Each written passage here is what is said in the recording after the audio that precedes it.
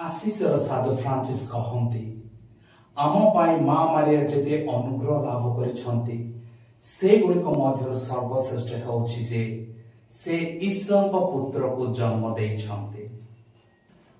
आज आमे माने कैथोलिक मंडली पवित्र मंडली आज बहुत आनंदित और गर्वित कारण से मांकर जन्म दिवस पालन करूछु। माँ मारिया जन्म केवल एक साधारण जन्म नुहे बरं यह मानव जाति पाए आशार उदय थिला।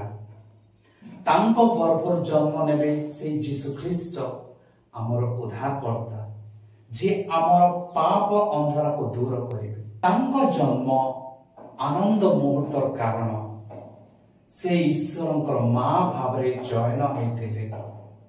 अनुग्रह पूर्ण एवं पापर मुक्त जे उद्धारर रहस्यर अंश ग्रहण करने को निर्धारित होइथिले। ईश्वरंकर योजना अनेक समय रे छोट व गुप्त उपाय आरंभ हुए जेपरी माँ मेरेंक निर्वचन जे गोटे दिन समस्त जगतर उद्धारकर्ता को जन्म देवे। तेणु आस आमे से माँ नम्रता को और खला हृदय को सरल भाव रे बुझिबा एवं उत्तम भाव रे आम जीवन रे काटिबा पई चेष्टा करिबा। आमेन।